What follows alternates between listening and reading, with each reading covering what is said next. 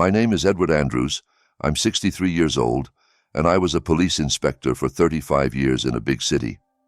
Today I'm going to tell you how my life changed the night I got a phone call from my 16-year-old grandson, Nicholas. Through tears, he told me he was locked in the holding cells at the 7th Precinct because his stepfather, Charles Warren, had accused him of assault. What I uncovered that night triggered a war against corruption that even with all my experience I could never have imagined. But before I tell you how it all began, I need a favor from you. Please like this video, subscribe to the channel, and tell me in the comments which country you're watching from. Your support is vital, and it really can save lives. The phone rang at 3:14 in the morning. At that hour, every sound seems louder, more urgent. During my years as an inspector, I learned that calls in the middle of the night never bring good news. I grabbed my phone and answered, half asleep. "Hi, Grandpa." Nicholas's trembling voice snapped me awake. "I'm at the 7th Precinct. They arrested me. Charles says I attacked him, but it's not true. He hit me first." I stood up in the dark, searching for my pants. "Are you all right? Did he hurt you?" I asked. "My face hurts. I'm scared, Grandpa. The inspector here is a friend of Charles, and he doesn't believe me. Please come." "Don't move from there, and don't say another word until I get there," I told him. As I got dressed, I tried to clear my head. Charles Warren, Nicholas's stepfather. I had always thought that man would bring trouble. My daughter Mary had died 5 years earlier in a car accident, and barely a year later, my daughter-in-law Grace, Nicholas's mother and the widow of my son Daniel, married Charles. I never understood what she saw in him. A businessman with contacts at City Hall, always bragging about his influence. I grabbed my old inspector's badge, my wallet, and my car keys. I no longer had official authority, but I knew the system and a lot of the people still inside it. The badge was expired, but it still commanded a certain respect. I drove through the empty streets while anxiety ate at me from the inside. Nicholas had always been a good kid, studious, quiet, never looking for trouble.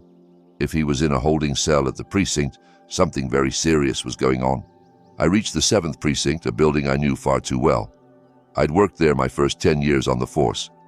As I walked in, I was hit by the familiar smell of burnt coffee and disinfectant, like an old acquaintance you're not sure you're happy to see. At the front desk, a young officer was typing something into a computer. "Good morning, I'm Edward Andrews, retired inspector. My grandson, Nicholas Andrews, is in custody and I want to see him," I said firmly. The officer looked at me with indifference. "One moment." She typed a little more and picked up the internal phone. "Inspector Campbell, there's a gentleman here who says he's the grandfather of the kid arrested for assault." I waited impatiently, drumming my fingers on the counter. The inner door opened and in walked Victor Campbell. I recognized him immediately, a stocky man in his 50s with a graying mustache and small, suspicious eyes. We had worked together years ago, but we had never gotten along. I always thought he was too flexible with certain rules. "Well, well, Edward Andrews," he said in a deep, almost mocking voice. "Long time, partner." "I didn't come here to chat, Victor. I want to see my grandson and know exactly what he's being accused of." Of course, come to my office." He gestured for me to follow. As we walked down the hallway, I saw the temporary holding cells at the back. In one of them, I recognized Nicholas sitting on a bench, head down. I tried to move toward him, but Campbell stopped me with his arm. "You and I talk first, Edward. Things are complicated." In his office, he sat behind his desk and I took the chair in front. On the table was a framed photo of him with other men on what looked like a hunting trip. I recognized Charles Warren among them, smiling with a rifle in his hands. That confirmed my suspicions. They were friends. "Your grandson assaulted his stepfather tonight," Campbell began in a confident, almost mechanical tone. "Busted his lip and almost broke his nose. Charles is at the hospital right now getting tests. We have security camera footage from the house that shows everything. The kid lost his temper." "I want to see that video," I said flatly. "Sure." He turned the monitor toward me and opened a file.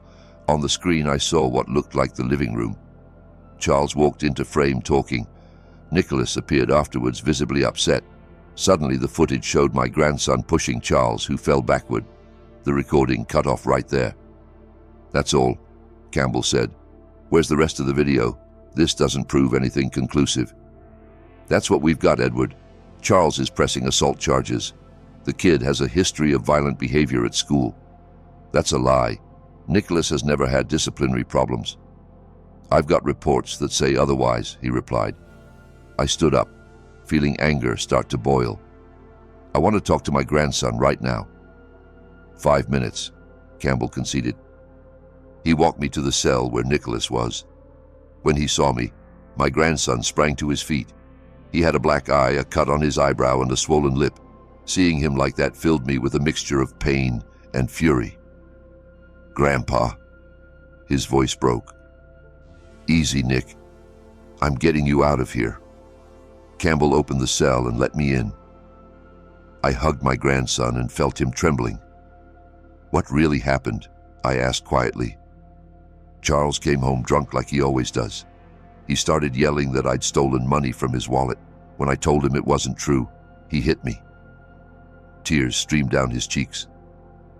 I defended myself. I only pushed him away, but he hit the table when he fell. Then he called the police and said, "I attacked him." "Where was your mom?" "Out of town on a work trip in Chicago. She's back tomorrow." Nicholas lowered his voice even more. "It's not the first time Charles has hit me, Grandpa, but he always threatens me. He says if I talk, nobody will believe me." I looked at Campbell, who was waiting impatiently at the door. "I'm going to get you out of here, I promise," I told Nicholas, squeezing his shoulder. "You're not spending another night in this cell." I stepped out and planted myself in front of Campbell. "My grandson's face is covered in bruises. Why isn't Charles in custody as well? Why doesn't your report mention that he assaulted the kid?" "Mr. Warren says the boy gave himself those injuries while resisting the officers during the arrest. That's absurd and you know it. I demand that a doctor examine Nicholas right now and document his injuries." "It's too late for that, Edward." "It's never too late to do things right, Victor. Either you call a doctor or I call the on-call district attorney and report irregularities in your procedure." Campbell held my gaze, weighing my threat. Finally, he sighed. "Fine.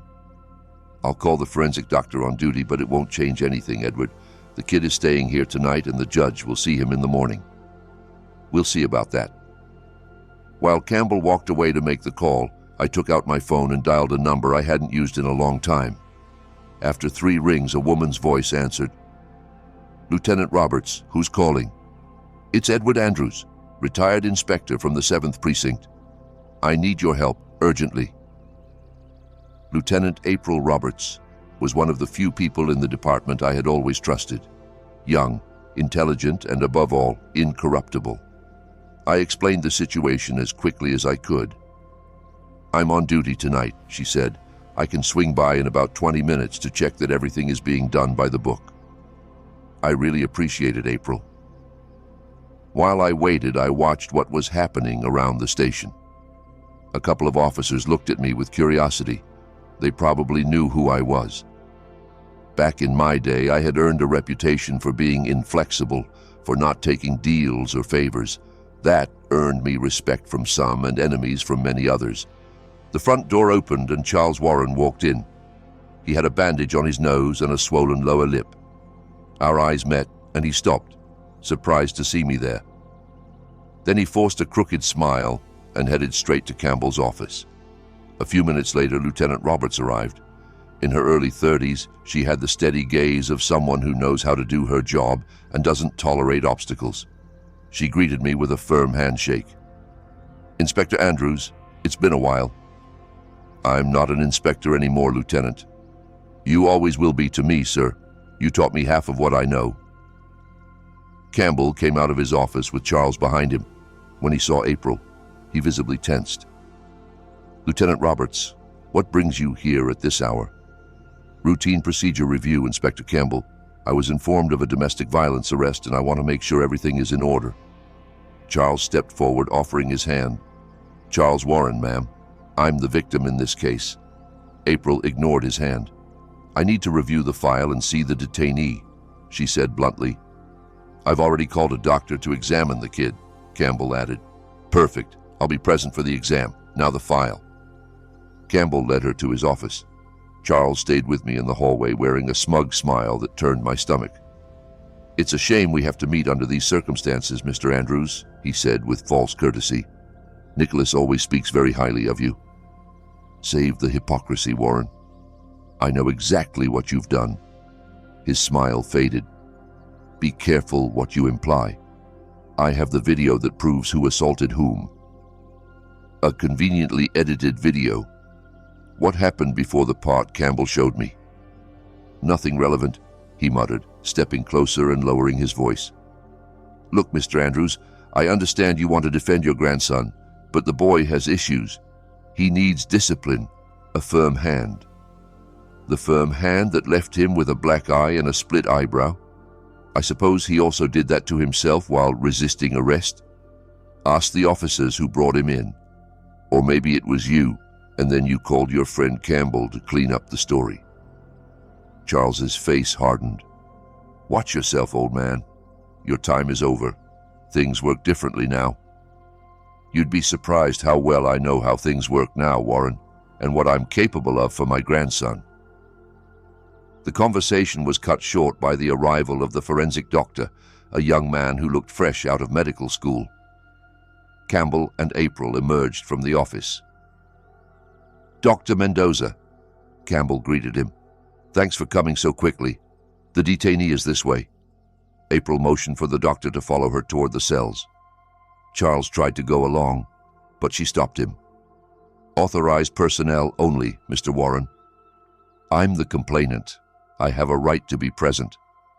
Not during a medical examination, she replied firmly. Wait here. Charles shot me a furious look as if I were responsible for the delay in his plans, then sat in one of the waiting room chairs, drumming his fingers nervously. April signaled for me to join them. We entered the cell while the doctor was already examining Nicholas. He photographed the injuries, measured them, and wrote everything down on an official form. Can you tell me how you got these injuries? He asked. Nicholas looked at me for reassurance. I nodded slightly. My stepfather hit me, first a punch here. He pointed to his eye. Then he shoved me against the wall. I hit my head and cut my eyebrow on a shelf. When did this happen?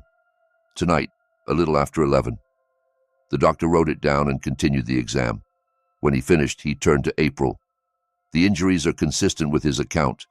The periorbital hematoma, the black eye, has the coloration of a blow from about 4 or 5 hours ago. The cut on the eyebrow is typical of an impact against an object with an edge, not a direct punch. April nodded. Thank you, doctor. I need your report as soon as possible. You'll have it within an hour at most. When the doctor left, April looked at me. This contradicts the initial report, Inspector. Of course it does. Campbell is covering for Charles. I also reviewed the video, she added quietly. Something's off. The metadata shows it was edited about 2 hours ago. The original recording had to be longer. Can you get it? I asked. I need a warrant to access the home surveillance system, and for that I need proof that the evidence was tampered with. Nicholas spoke up. Our neighbor, Mrs. Carter, has cameras pointed at our front door. She's always recording. Says people steal her flower pots. April's eyes lit up with a spark of hope. Do you know the exact address? 247 Jacaranda Street, Green Valley neighborhood, Nicholas replied. I'm heading there right now, April said. If those recordings show something different, we can turn this whole thing around. I'm staying with him, I added, nodding toward my grandson.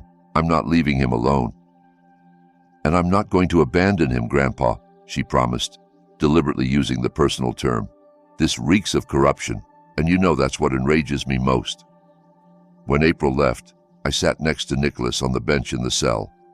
He was exhausted and scared, but in his eyes, I still saw that spark of strength I had always admired. Does your mom know any of this yet? I asked. Not yet. I wanted to fix it before worrying her. She's going to take Charles's side, he murmured. She always does. Your mother loves you, Nick, but sometimes love blinds us. Charles manipulates her, he said softly. He makes her believe I'm the problem, that I disrespect him. And she believes him because... He trailed off. Because what? I pressed gently. Because he has money. Because since Dad died, Mom is terrified of ending up alone. It hurt to hear it, but I knew he was right. Grace had never fully recovered from my daughter Mary's death. They had been very close. Charles appeared at the perfect moment, offering emotional and financial stability, or so it seemed. We're going to fix this, I promise, and then you and I are going to have a very long talk about everything that has been happening in that house. Time crawled at the station. Campbell popped his head in from time to time, throwing us uneasy glances. Charles stayed in the waiting area, speaking quietly on his phone. Almost 2 hours later, the front door opened again. April walked in, followed by a stern-looking older woman, District Attorney Melissa Moore. I recognized her. Her reputation for being incorruptible preceded her. Behind them came a small elderly woman holding a cell phone, Mrs. Carter, without a doubt. Campbell's expression turned to pure panic when he saw the DA. Charles stood, confused by this unexpected turn. "Inspector Campbell," DA Moore said in a firm voice. "Lieutenant Roberts has informed me of possible irregularities in this case. Show me the file and the video immediately." A visibly nervous Campbell led her to his office. April approached our cell. "We found something," she whispered. Mrs. Carter had recordings from 3 days ago showing Charles shoving Nicholas against the front door. And the best part is, there's audio. You can clearly hear him threatening the boy. Hope filled my chest. For the first time since I had arrived, I felt things might actually work out. The system is rotten. I know that better than anyone. But there are still people like April and DA Moore who fight for justice. "Thank you," I told April, my voice tight with emotion. She gave a faint smile. "Don't thank me yet, Inspector. The night is young, and this battle has only just begun." DA Moore spent over an hour shut inside Campbell's office. Through the blinds I saw tense gestures, documents being jabbed with fingers, severe looks. Charles remained in the waiting room, checking his phone again and again. I watched him trying to keep his composure, but his right leg was shaking non-stop, betraying his anxiety. Mrs. Carter came over to the cell with April. She was a small woman in her 70s, but with the sharp eyes of someone who has seen a lot. "So, you're the grandfather," she said bluntly. "The boy always speaks well of you."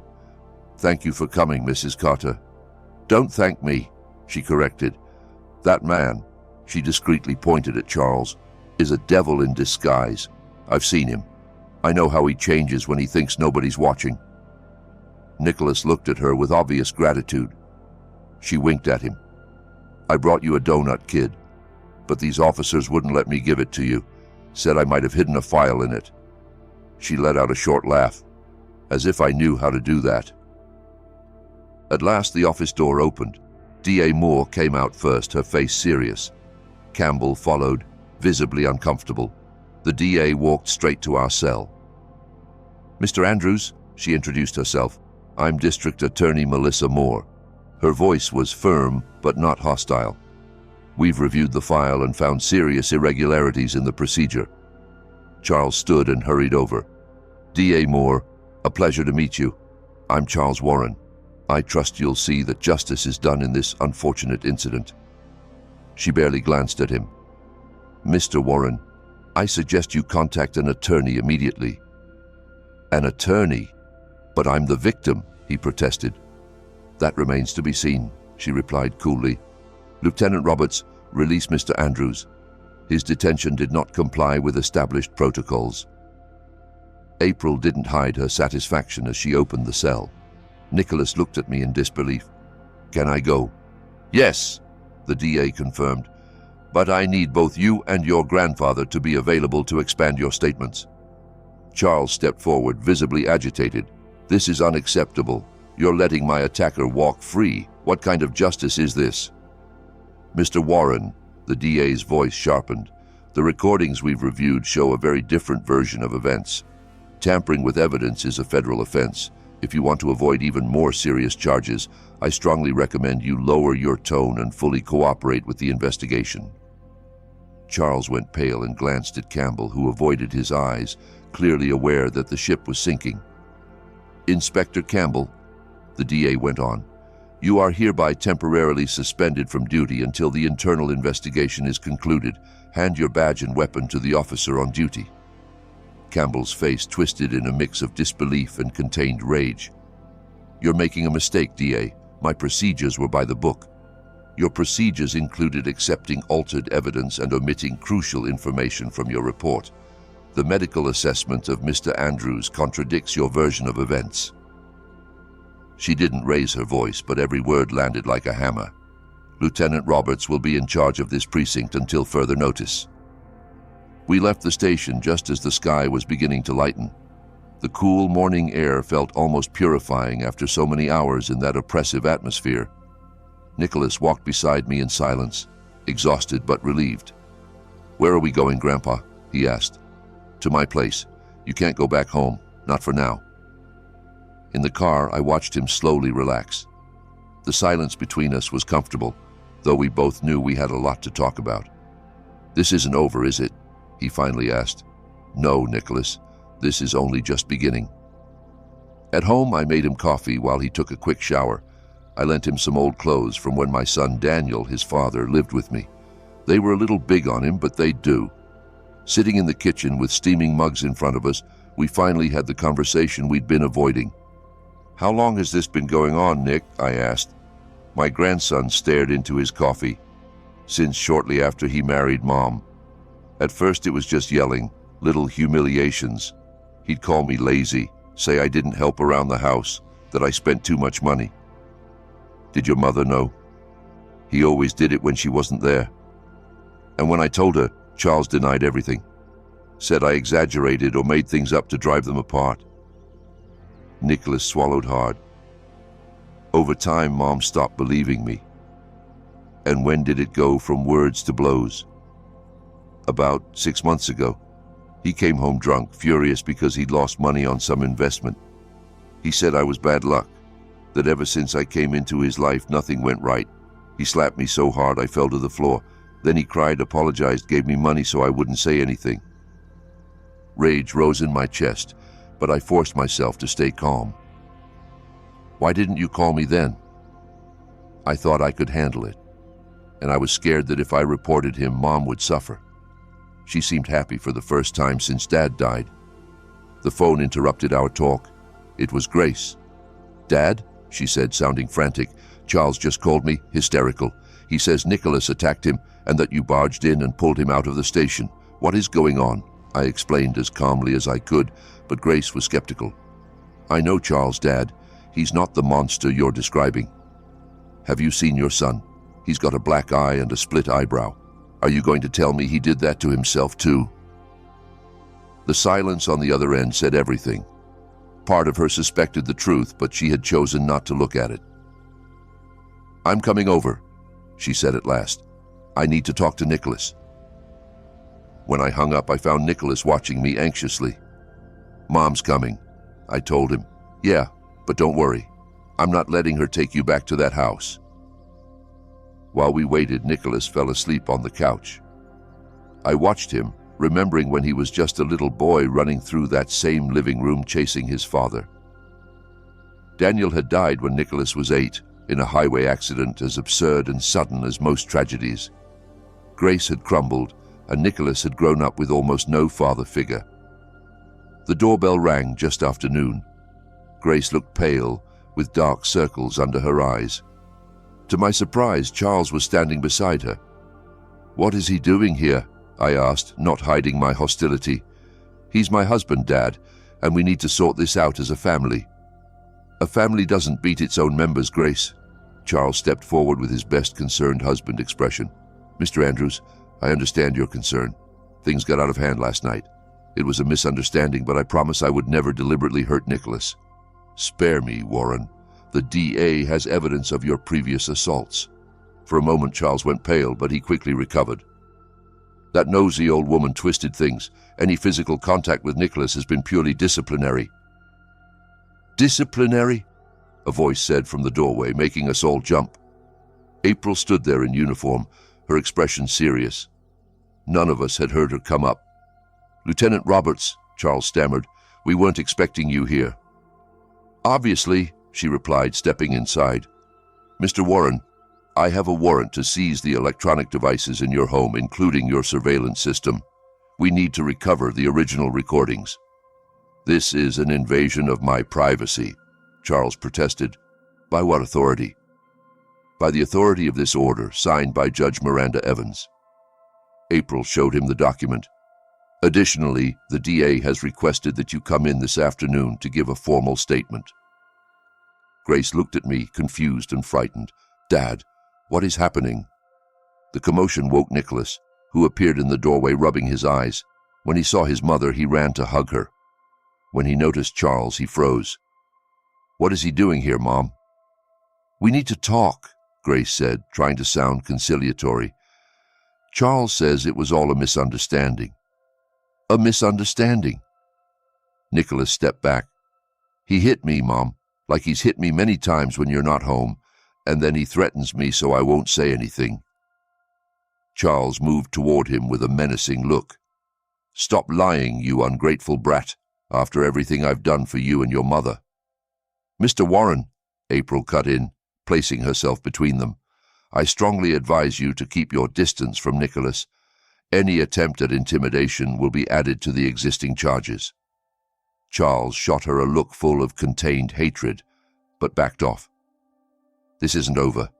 I have powerful friends, contacts." "Your contacts are under investigation too," April replied, "including your relationship with Inspector Campbell and certain officials at City Hall." Charles turned to Grace. "Are you going to allow this? You're going to let them destroy our family because of your son's lies?" Grace looked torn between two loyalties. She looked at Nicholas, then at Charles, and finally at me. "I need to see those recordings," she whispered, voice breaking. "I need to know the truth."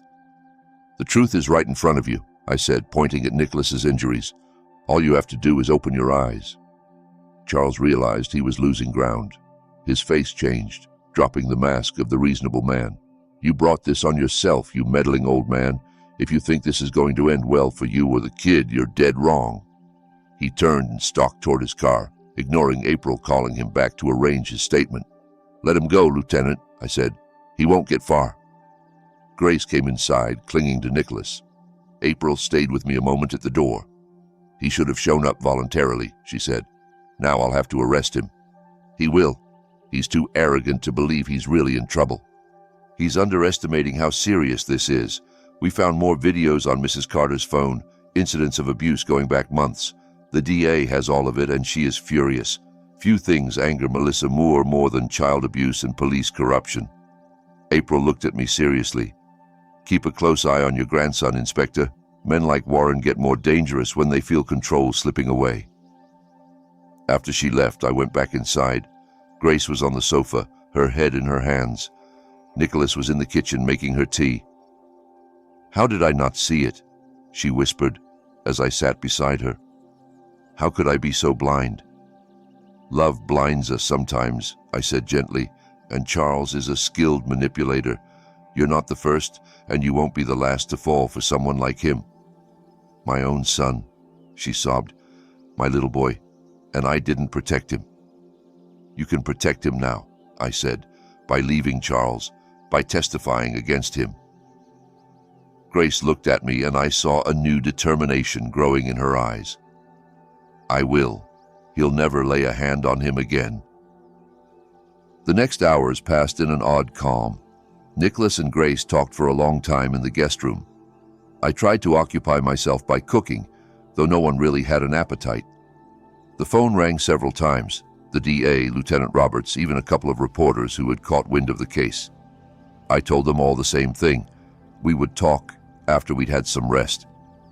At dusk, when Nicholas finally fell asleep, Grace sat with me on the porch. "I never imagined things would end like this," she said, staring at the stars. "When I met Charles, he seemed so perfect, attentive, loving, stable. Manipulators always seem perfect at first, I replied. There were signs, she admitted. Controlling comments, unexplained jealousy, little lies, but I convinced myself they weren't important. What will you do now? I asked. Divorce him, obviously. Testify against him. Try to repair my relationship with Nicholas. She sighed deeply. It's going to be a long process. I'll be here to support both of you, I assured her. At that moment, my phone vibrated. It was April. Warren never showed up for his statement, she said. There's a warrant out for his arrest. A chill ran down my spine. A man like Charles, cornered, is dangerous. Something wrong? Grace asked, noticing my expression. Nothing important, I lied, not wanting to worry her more. You should rest. That night I slept in fits, waking at any sound. At 5 a.m, the phone rang again. April. We found Warren's car abandoned near the airport, she told me, but there's no record of him boarding a flight. We think he may be using fake documents or someone is helping him hide. Have you checked his accounts? Frozen since last night, and we've got surveillance on all known properties. Keep an eye on Campbell too, I said. If anyone knows where Warren's hiding, it's him. Campbell is under constant watch. I hung up and stared out the window. Dawn light was washing over the empty street. Everything looked calm, but I couldn't shake the feeling that this calm was only the prelude to something worse. 2 days went by with no news of Warren. Nicholas started to relax, even smile now and then. Grace filed for divorce and a formal complaint for domestic violence. D.A. Moore informed me that the investigation had broadened. Apparently Charles had been involved in shady deals with several city officials, including bribery and influence peddling. On the morning of the 3rd day, Grace decided to go briefly back to the house to collect some things. I insisted on going with her, but she refused. The house has had police surveillance all night, she said. He's not there. Besides, I'll go with an officer. I'll be fine. Something inside me told me it was a bad idea, but I didn't want to seem overprotective.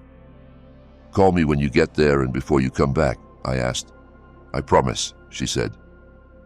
Nicholas and I stayed home playing chess to distract ourselves. He was good at the game, patient and calculating. He reminded me of his father. The phone rang and I answered, expecting to hear Grace's voice. Instead, it was Charles. Listen carefully, old man, he said, sounding agitated, almost frantic. I've got your daughter-in-law. If you want to see her alive, bring Nicholas to the abandoned warehouse at 54 Industrial Avenue. 1 hour, just the two of you. If I see a single cop, Grace pays the price. Charles, don't be an idiot. 1 hour, he shouted and hung up. I looked at Nicholas, who understood how serious it was just from my face. I couldn't tell him everything, but I couldn't lie either. What's wrong, Grandpa? It's your mom, I began carefully. She's fine, but I need you to stay here while I sort something out. It's Charles, isn't it? His instinct surprised me. What did he do? At that moment, the phone rang again. April. We have a problem, Inspector, she said. Grace never made it home. The officer assigned to accompany her was found unconscious in the patrol car. Charles has her, I said bluntly. He just called me. He wants me to bring Nicholas to a warehouse on Industrial Avenue in an hour, or he'll hurt her. Do not go alone, Inspector. It's a trap. I know, but I can't risk my daughter-in-law's life. Get me the exact address. Send undercover units. I gave her the details and hung up. Nicholas was staring at me. I'm going with you, he said firmly. Not a chance. It's too dangerous.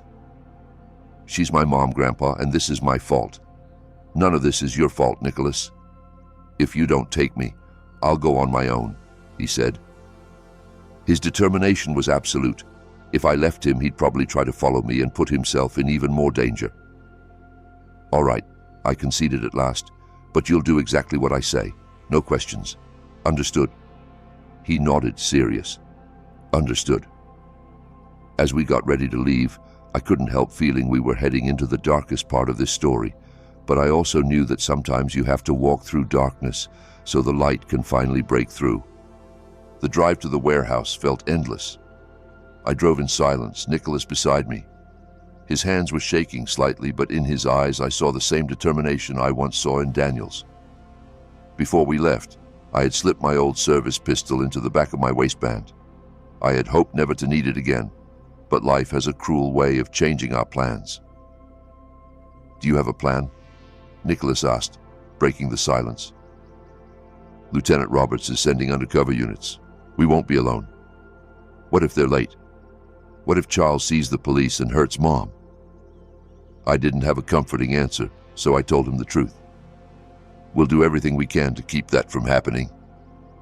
My phone vibrated with a message from April. "Team's in position in 15 minutes. Wait before going in." But we didn't have 15 minutes. When we reached Industrial Avenue, I saw the abandoned warehouse at the end of the street, a red brick building with broken windows and graffiti everywhere. A perfect place for an ambush. I parked a block away and watched the surroundings. No other cars, but near the side entrance I spotted a black sedan with tinted windows. Charles's car, no doubt. "You stay here," I told Nicholas. "I'll take a look first." "Grandpa, he said both of us had to go." "I know, but I'm not putting you directly in the line of fire." "I'm already in danger," he replied with a maturity that disarmed me. "And Mom is too. You can't protect both of us if you leave me here." He was right, and admitting it hurt. Before I could respond, the phone rang again. "Charles." "I see you're here," he said. "Get inside now, or your daughter-in-law pays the price." "We're coming. Charles, don't do anything stupid. You've got 2 minutes," he cut in and hung up. I looked at Nicholas, feeling the weight of responsibility crushing me. "You stay right behind me at all times, got it?" "Got it." We walked toward the warehouse, each step heavier than the last. The front door was ajar and creaked ominously when I pushed it open. Inside it was dark, lit only by dim light filtering through filthy windows and a few skylights. "Charles?" I called, trying to keep my voice steady. "We're here." "Back here, Edward," his voice echoed. "Both of you. Come on." We moved between boxes and rusted machinery. The smell of dampness and rust filled the air. In a wider space I saw them. Charles stood holding Grace by the arm. Her face was streaked with tears, but she looked physically unharmed. "Mom!" Nicholas shouted, trying to run to her. I stopped him with my arm. "Slowly," I muttered, then to Charles. "We're here. Let her go." Charles let out a bitter laugh.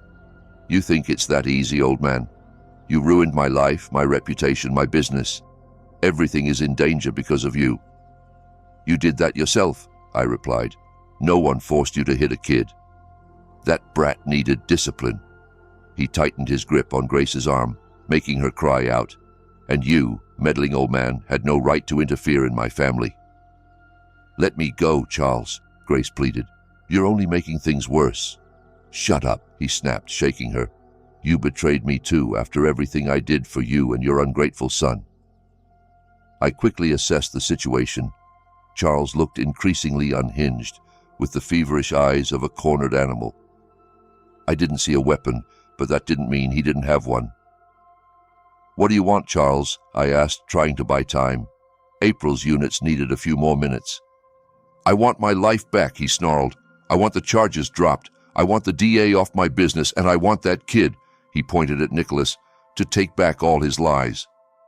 "They're not lies," Nicholas said, surprisingly calm. "And you're right about one thing. You ruined your own life. Every time you hit me, every time you threatened me, every time you manipulated Mom, you were digging your own grave." Charles released Grace and lunged at Nicholas. That was the moment I had been waiting for. I stepped between them. "Don't you dare touch him," I warned. "What are you going to do, old man?" He sneered, shoving me, underestimating my strength. I didn't move an inch. "Stay away from my family." I felt the pistol pressing against my lower back. Charles smiled, a smile completely devoid of humanity. "Your family? How touching. The old cop protecting his own." He pretended to back off, then suddenly spun and threw a punch that I barely managed to dodge. The sudden movement made me stumble a step, giving him enough time to pull something from his waistband, a revolver. He pointed it straight at my chest. "Now we're going to have a real conversation," he said with chilling calm. You and I both know how this works, Edward. Men like us understand the language of power. Put the gun down, Charles. The police are on their way. Of course they are. I've been expecting them, he smirked. But by the time they get here, you and I will have settled our accounts. Grace took advantage of his distraction to run to Nicholas and hug him. Charles looked at them with contempt. Look at that happy little family. How touching. You can still walk away from this, I tried again. Put the gun down. Turn yourself in. Cooperate with the DA. Maybe you'll get a deal. A deal? He laughed. No, Edward. Men like me don't make deals. We either win or... He left the sentence hanging, but his eyes said everything. I heard a slight noise behind me, someone entering. I kept my face neutral so as not to alert Charles. Let Grace and Nicholas go, I suggested. This is between you and me.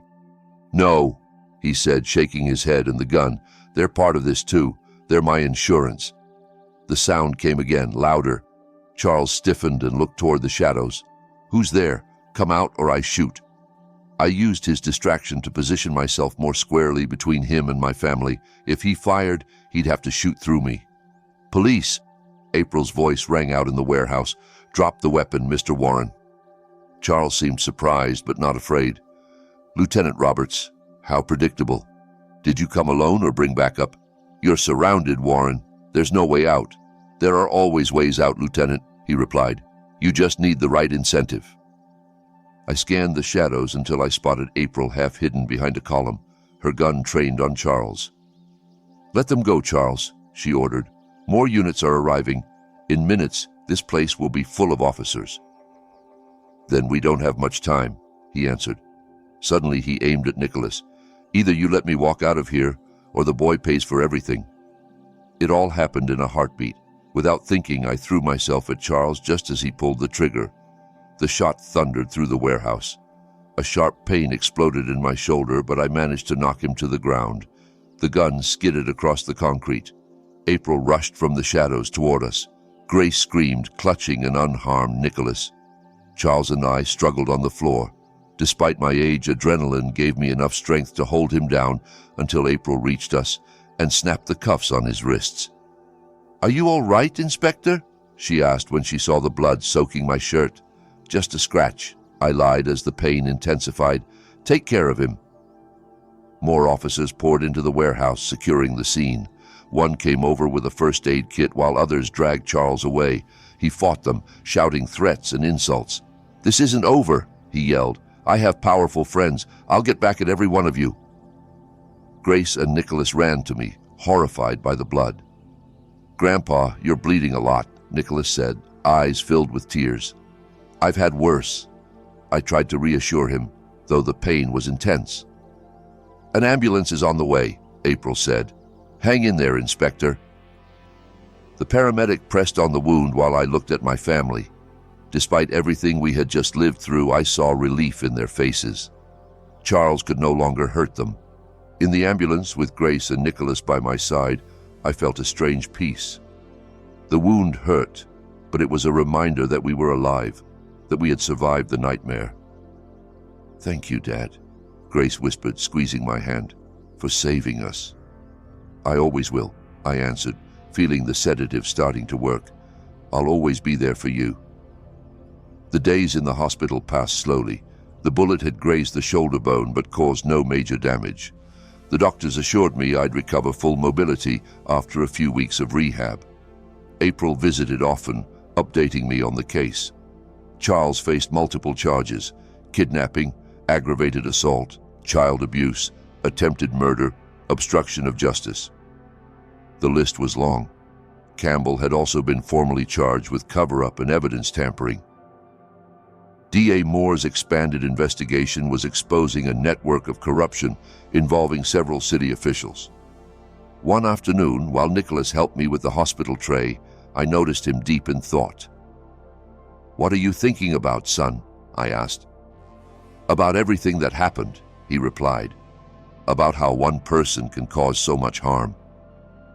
"Some men confuse power with the right to abuse others," I said. "It's a hard lesson, but an important one." "I think I want to study law," he said suddenly. I want to help people like us, people facing injustice. I smiled, overwhelmed with pride. You'd make an excellent lawyer, Nicholas. It's because of you, Grandpa, he said, eyes shining. If I hadn't had the courage to call you that night. But you did, I interrupted, and that says a lot about the man you're becoming. The door opened and D.A. Moore came in. It was the first time I'd seen her since that night at the precinct. She looked tired, but satisfied. Inspector Andrews, I'm glad to see you recovering, she said. D.A. Moore, this is a surprise. I came to tell you personally, she continued. The judge has denied bail to Charles Warren. He'll remain in prison until trial. Campbell is also in custody. He's cooperating and providing information about the wider corruption network. She turned to Nicholas. Your testimony will be crucial, young man. Do you think you can handle it? Nicholas nodded firmly. I'm ready. Good, because what you've lived through is, unfortunately, not an isolated case. At the DA's office, we're implementing a new protocol to prevent tampering with digital evidence in domestic violence cases. A new protocol? I asked. Yes. She smiled slightly. We're calling it the Andrews Protocol, in honor of you and your grandson. The news left me speechless. Nicholas looked at me, eyes shining. Did you hear that, Grandpa? Your name will be part of the justice system. Our name, I corrected him. This victory belongs to both of us. The DA stood. We'll need you next week in court. Lieutenant Roberts will pick you up. We'll be there, Nicholas promised. After she left, Grace came in with coffee and pastries from the cafeteria. She had regained some color, though she still looked tired. Good news, she asked, seeing our faces. The best, Nicholas answered and told her about the Andrews Protocol. Grace looked at me with a mix of gratitude and remorse. Dad, I'll never be able to thank you enough. If you hadn't been there. But I was, I said simply. And I always will be. That night, after Nicholas and Grace left, I lay alone in my hospital room thinking. I remembered the terror of that early morning call, the helplessness in front of Campbell, the pain of the gunshot, but also my grandson's courage, April's tenacity, and D.A. Moore's integrity. The system is not perfect. It's full of people like Campbell and Warren who abuse their power, but there are also those who fight for justice and refuse to look the other way. My phone buzzed on the nightstand. A message from April. The investigation is officially complete. With all the evidence we have, the trial should be swift. Rest, Inspector. You've earned it. I smiled in the dim light. My career as a cop had ended years ago, but I had never stopped fighting for what's right. Now that fight had found new meaning through Nicholas. I closed my eyes, feeling true peace for the first time in days. The pain in my shoulder was a small price to pay for my family's safety, and knowing our experience would protect others filled me with quiet pride. The next day, I was discharged. Then the real recovery began, not only from my physical wound, but from the invisible wounds Charles had inflicted on Nicholas and Grace. The road would be long, but we would walk it together as a family. I thought of all the people suffering in silence, trapped in cycles of abuse and fear. Maybe when our story became known, it would give someone the courage to make that desperate call in the middle of the night to ask for help, to break the silence. Because sometimes everything begins with the courage to dial a number and say, I'm afraid, please help me. The courthouse hallways were packed, but I walked with determination, leaning on the cane the doctors insisted I use for at least a month. The shoulder wound had healed well, though it still ached when the weather changed. Nicholas walked beside me, tall and composed. In these weeks, he had matured so much that sometimes I barely recognized the frightened teenager who had called me that night. That day, the sentence would be read. After a 3-week trial, the judge would decide the fate of Charles Warren and Victor Campbell. The prosecution's evidence had been overwhelming. Recovered videos, Mrs. Carter's recordings, Nicholas's brave testimony, and the medical reports proving a pattern of abuse. Nervous? I asked my grandson as we waited outside the courtroom. A little, he admitted. Do you think he'll really pay for what he did? Dia Moore did an impeccable job, and your testimony was perfect, firm, clear, without contradictions. Grace joined us, dressed in a formal suit. She too had changed in those weeks, gradually regaining the strength she had lost. The divorce was moving forward, and she had started therapy to work through the guilt still haunting her. The courtroom is packed, she told us. There are reporters everywhere. This case has drawn a lot of attention. It was true. What began as a domestic violence case had ended up exposing a broader web of municipal corruption. Several officials had already been indicted. The doors opened and we entered, taking seats in the front row behind the prosecution table. April was already there going over documents. She greeted us with a nod. On the other side, Charles's and Campbell's lawyers whispered to each other. Their clients had not yet been brought in. "All rise," the bailiff announced when the judge entered, a man in his 60s known for his integrity. "You may be seated. Bring in the defendants." Charles and Campbell entered in orange prison jumpsuits, escorted by guards. Charles looked thinner, his usual arrogance gone, his expression hard. He glanced at us briefly, and I thought I saw a flash of hatred before he looked away. The judge adjusted his glasses and shuffled the papers in front of him.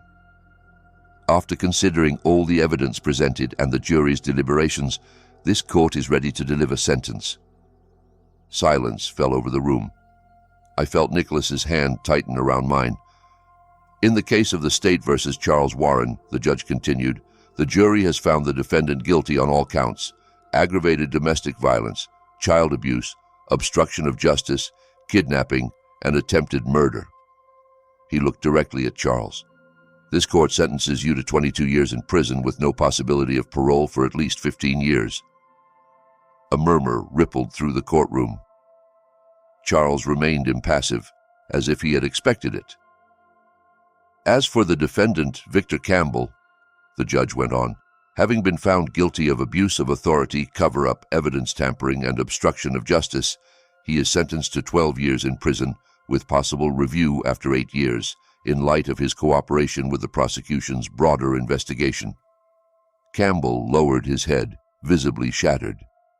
"Furthermore," the judge added, "this court orders both defendants to pay financial restitution to the victims, the amount of which will be determined in a separate civil hearing." The gavel struck, sealing their fate. Nicholas exhaled slowly. Grace sobbed quietly beside me. "Court is adjourned," the judge declared. As the guards led Charles and Campbell away, D.A. Moore approached us. "Justice served," she said with professional satisfaction. The judge was as firm as we'd hoped. "Thank you for everything, Counselor," I told her sincerely. "Don't thank me," she replied. "Thank your grandson." She looked at Nicholas with admiration. His testimony was crucial, especially when he described the systematic pattern of abuse. Many teenagers wouldn't have had that clarity or that courage. Nicholas smiled shyly. "I just told the truth," he said. "Sometimes that's the hardest thing," she answered. She checked her watch. "I have to go. There's a press conference in 20 minutes about the case and the new protocol. Would you like to join me?" Grace shook her head gently. "I think we need a moment in private. It's been a long morning." "Of course. Lieutenant Roberts has your contact details for the official Andrews Protocol presentation next week." When she left, we stayed a few minutes more in the almost empty courtroom. "How do you feel?" I asked Nicholas. "Relieved, I guess," he said, "but also strange. Part of me expected him to apologize, to show some kind of remorse. Men like Charles rarely admit their mistakes," I said. "They always blame others." "Do you think he'll change in prison?" "I don't know, son. What matters is that he can't hurt you anymore." We left the courthouse through a side door to avoid the press. It was a bright, warm day. "Let's get something to eat," Grace suggested. "We should celebrate." At the restaurant, I watched my family. There was a lightness in them I hadn't seen in a long time. The shadows hadn't vanished, but they were less dense. "Have you decided which university you're applying to?" I asked Nicholas. I'm looking at the State University, he replied. They've got an excellent law program, and DA Moore said she could recommend me for a special mentoring scheme. That's a great opportunity, Grace said proudly. And I just landed a new job. I start next month as a supervisor at the company. Everything's falling into place, I said, raising my glass. To new beginnings. We all toasted, and for a moment the past felt like a distant country we had managed to escape. In the weeks that followed, life found a new rhythm. My shoulder improved enough for me to ditch the cane. Nicholas threw himself into his university applications with renewed enthusiasm. Grace spent more time at my house than at her new apartment, slowly rebuilding her life. One afternoon, I got a call from April. Inspector, we've set the date for the official Andrews Protocol presentation, she said. This Friday at 11 in the main auditorium. The DA would like you and Nicholas to say a few words about your experience. When I told Nicholas, I saw excitement in his eyes. It's a chance to help other people going through the same thing, he said. On the day of the presentation, the auditorium was packed. Police officers, prosecutors, judges. DA Moore explained the new protocol, a set of procedures to ensure the integrity of digital evidence in domestic violence and child abuse cases, including metadata verification, a reinforced chain of custody, and independent forensic analysis. This protocol was born from a case that revealed serious flaws in our system, she said. When my turn came, I stood up. I spent 35 years as a police inspector, I began. I thought I knew the system, its strengths and weaknesses. But only when my own grandson was caught in that system did I truly understand how vulnerable abuse victims are inside it. I briefly told our story, highlighting the crucial support of people like April and DA Moore. When Nicholas took the microphone, his voice was clear and steady. He spoke directly to the young people in the room, describing the subtle signs of abuse he had ignored, the psychological manipulation, the fear. If you're going through something similar, know that you're not alone, he said. There are people who will believe you. You just have to take the first step, make that call like I did. His words were met with thunderous applause. Months went by. Nicholas was accepted at the State University. Grace finalized the divorce. I returned to my old hobbies. One afternoon, almost a year after that night, I received an official envelope. Charles's appeal had been denied. I didn't mention it to Nicholas or Grace. There was no point disturbing the hard-won peace they had found. The next morning, Nicholas came over for breakfast.